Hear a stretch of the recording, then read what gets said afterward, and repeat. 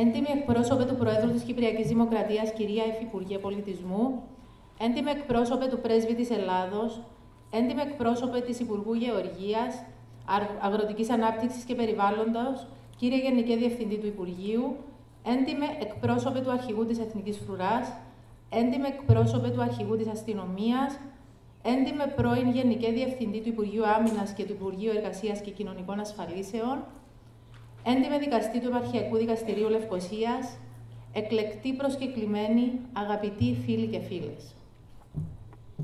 Με μεγάλη χαρά σας καλωσορίζω στην απόψινή πρεμιέρα ενός ονείρου που έχει τη μορφή κινηματογραφικής ταινίας μικρού μήκους, αποτελεί γέννημα της ψυχής του Παναγιώτη Χριστοφόρου, φέρει την ονομασία Invitation for Return και είμαι σίγουρη πως το θέμα της θα σας κάνει να αναργήσετε. Κυρίες και κύριοι, η συνάντηση με τον Παναγιώτη ήταν τυχαία αλλά καρμική και εξελίχθηκε σε μια αληθινά σπουδαία φιλία με αδιάσυστο τεκμήριο της σπουδαιότητάς της στο μυστικό που μου εμπιστεύτηκε ο Παναγιώτης λίγα χρόνια πριν. Θυμάσαι, Παναγιώτη μου? Με πλησίασες όταν σχεδόν κανείς δεν πίστευε στο όνειρό σου. Το μοιράστηκες μαζί μου και σου είπα «προχώρα». Ό,τι και αν κάνεις, ο κόσμος πάντα θα έχει κάτι να πει. Για να σου κόψει τα φτερά. Αν αποτύχεις, θα σε πουν ξεροκέφαλο. Αν πετύχεις, θα σε πουν πεισματάρι. Μικρό το κακό. Και εσύ προχώρησες. Τόλμησες να κάνεις το μεγάλο βήμα που σου υπαγόρευε η καρδιά σου. Τόλμησες να αναμετρηθείς με τους λεστριγόνες και τους κύκλωμες της ψυχής σου. Ξενύχτησες, πάλεψες, πίστεψες το όνειρό σου, μέχρι που το είδες να γίνεται πραγματικότητα. Ο πόθος μου να γυρίσω ταινία ξεκίνησε από την παιδική μου ηλικία. Πριν από 35 χρόνια είχα πιάσει δουλειά στον επάνω όροφο αυτού εδώ του κινηματογράφου. Η ταινία ήταν ένα χάος από μηδενικά και άσους που μπήκαν σε τάξη. Δεν υπάρχει τίποτα το πραγματικό σε αυτή την ταινία. Εκτός από το άγαλμα της Αφροδίτης της Μήλου, όλα τα υπόλοιπα τα κατασκεύασα. Δεν άγγιξε δεύτερο άτομο του έργου μου. Στην ταινία δεν υπάρχει διάλογος ή κάποια βοήθεια προς το θεατή ή υπότιτλοι. Μου είχες εκμυστηρευτεί μεταξύ άλλων όσο το όνειρό σου ξεδιπλωνόταν μπροστά μας, οδεύοντας προς την ολοκλήρωσή του. Σε είδα να κλαις από συγκίνηση και να γελάς από χαρά, αντικρίζοντας την πραγμάτωσή του. Ήταν συγκλονιστικά ανεπανάληπτη η κάθε στιγμή που μοιράστηκες μαζί μου. Ήταν τιμή μου που με εμπιστεύτηκες, που μοιράστηκες μαζί μου το όνειρό σου, που ήμουν δίπλα σου σε όλη την πορεία της εκπλήρωσής του. Παναγιώτη μου, σε μια εποχή που τα λόγια έχουν χάσει την αξία τους και οι αξίες έχουν ξεφτύσει, μου απέδειξες πως η φιλία, η εμπιστοσύνη, η εκτίμηση, η αγάπη, τα όνειρα εξακολουθούν να υπάρχουν και γι' αυτό θα σε ευγνωμονώ για πάντα. Τα καλύτερα έπονται. Και για ό,τι χρειαστείς θα είμαι πάντα εδώ για σένα, η ηχό του κάθε ονείρου σου, που θα σου ψιθυρίζει «προχώρα». Μην ακούς κανένα, μόνο την καρδιά σου. Κυρίες και κύριοι, στο σημείο αυτό καλώ στο βήμα τον εξαίρετο άνθρωπο και σκηνοθέτη Παναγιώτη Χριστοφόρου.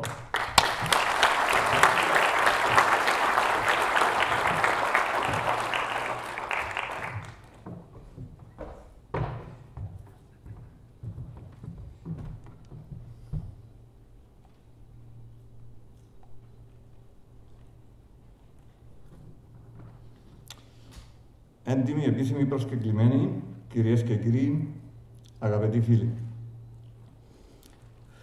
Υιοθετώ πλήρως το πρωτόκολλο και σας καλωσορίζω στην απόψινή πρεμιέρα. Σας ευχαριστώ πολύ που με τιμάτε με την παρουσία σας.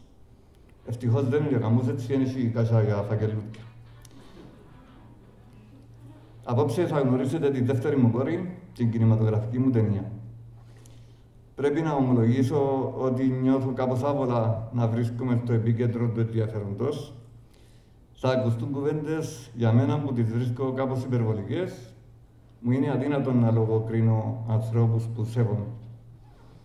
Πρώτα-πρώτα θέλω να εκφράσω την ευγνωμοσύνη μου στους ανθρώπους που με εμπιστευτήκαν σε δύσκολους καιρούς, την γραμματεία της Συμβουλευτικής Επιτροπής Κινηματογράφου, τον κύριο Ρικάρτο Λόβες και την κυρία Πατρίσια Χατζησωτηρίου. Χαίρομαι πάρα πολύ που τους έβγαλα ασπροπρόσωπους. Εκφράζω επίσης την ευγνωμοσύνη μου στον Στέφανο Γιασεμίδη που σύνθεσε τη μουσική της ταινίας, τον Άλεξ και Νικόλα Μακρύ για την επεξεργασία του ήχου, τον ζωγράφο Αναστάσιο Μωτίτη που φιλοτέχνησε την αφίσα και τον Παναγιώτη Τσόκου που πρόθυμα πραγματοποίησε ακροβασίες με τη μοτοσυκλέτα του για να καταγράψουμε τον ήχο της.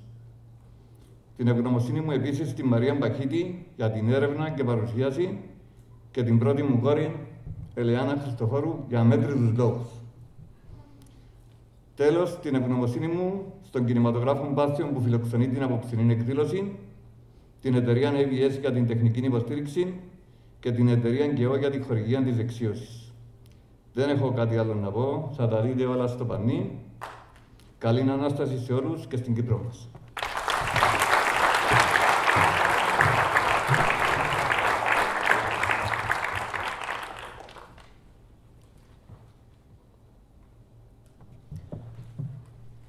Σε αυτό το σημείο καλώ τον δόκτωρα Άρη Πετάση για το δικό του πρόλογο.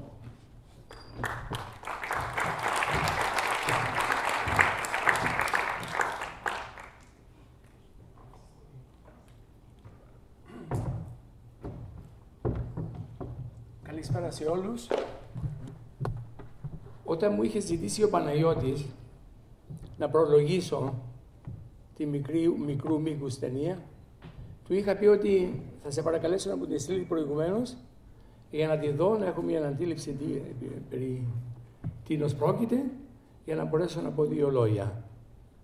Δεν θα μιλήσω πέραν από τα 8 λεπτά, οπότε σας λέω και πόση ώρα θα πάρουμε.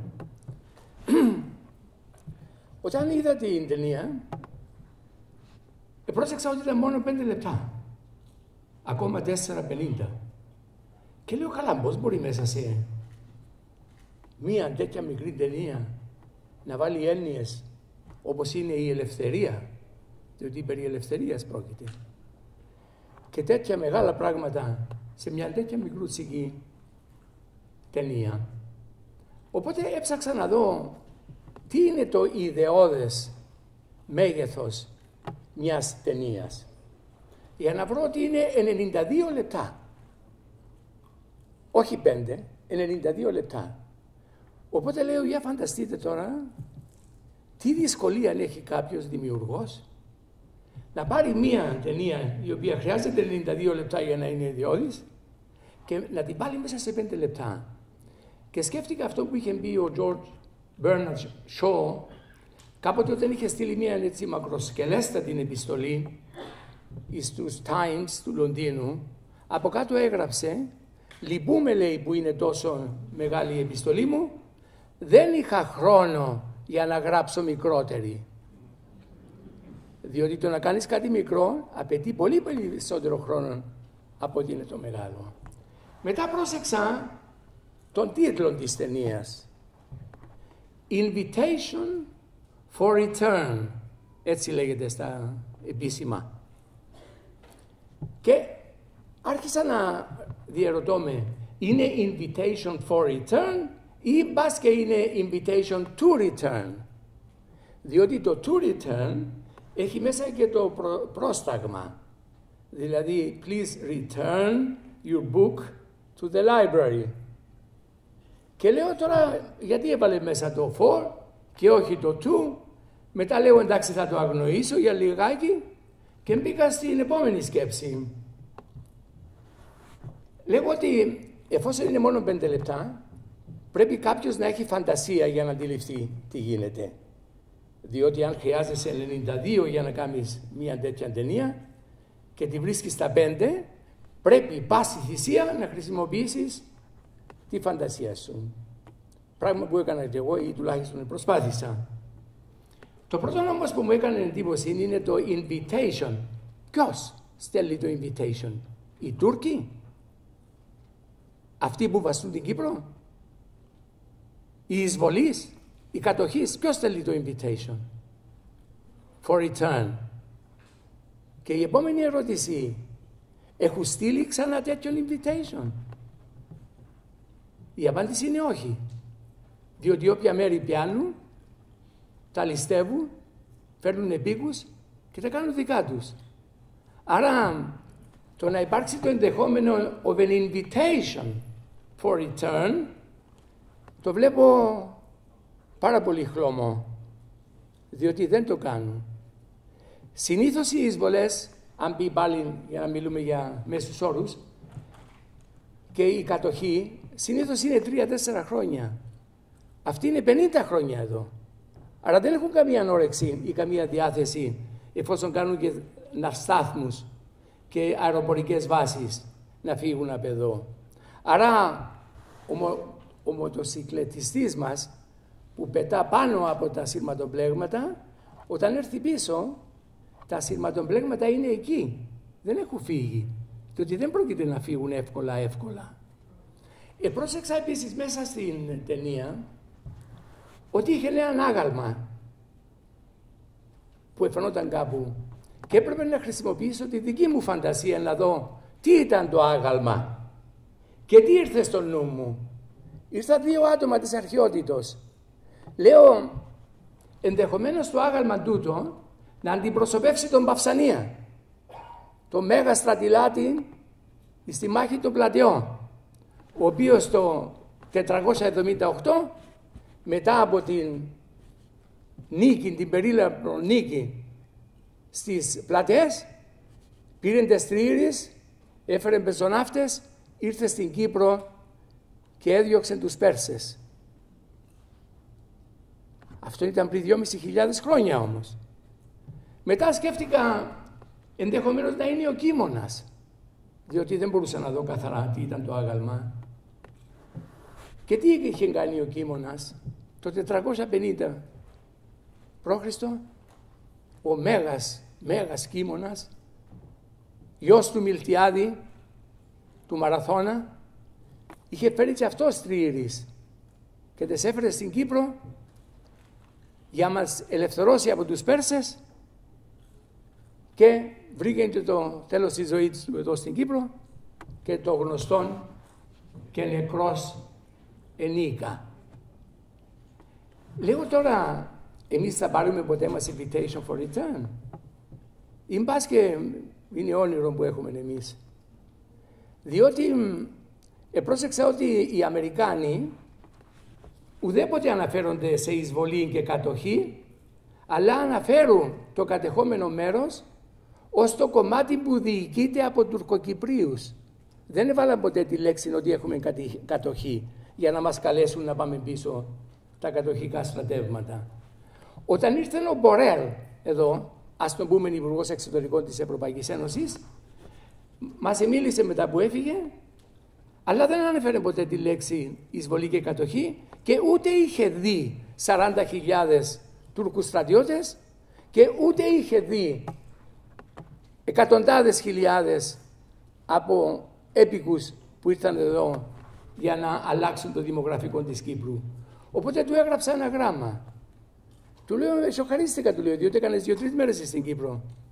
Δεν έπρεπε να πάρεις το αυτοκίνητο στο να παναδείς να γυρίσεις?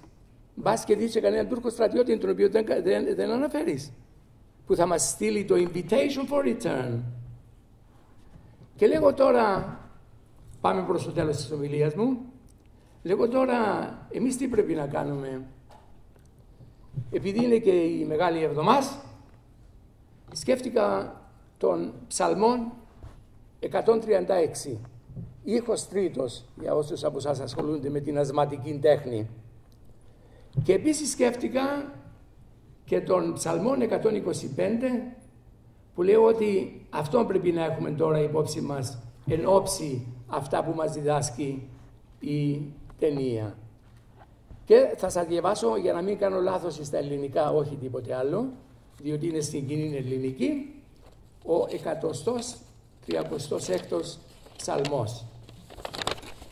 Επί των ποταμών Βαβυλώνος, εκεί εκαθίσαμε και εκλάψαμε εν το μνηστήνε ημάς της Ιερουσαλήμ. Για μας θα πάμε εκεί στα γραμμή αντιπαράταξης με κλαθμούς, αλλά όχι για την Ιερουσαλήμ, για τις αλήτρωτες ελληνικές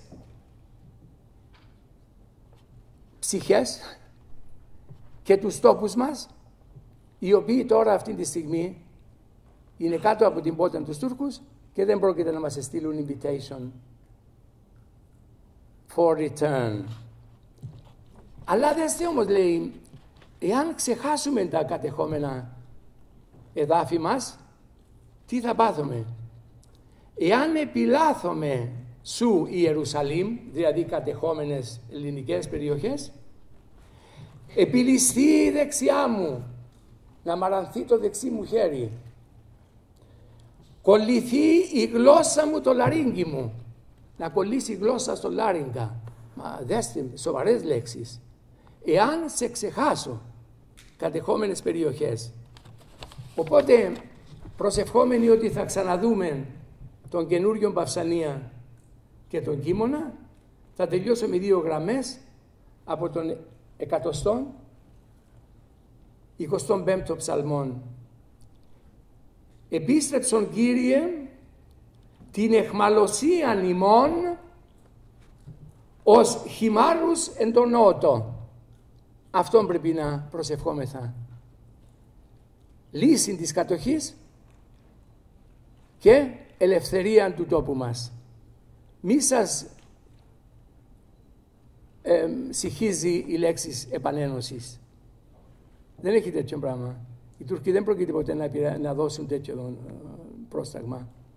Γι' αυτό θα σας παρακαλέσω, όταν θα δούμε όλοι μαζί τώρα την ταινία, να χρησιμοποιεί ο καθένας τη δική του φαντασία για να δει από μέσα και να βγάλει τα δικά του συμπεράσματα. Ευχαριστώ πάρα πολύ.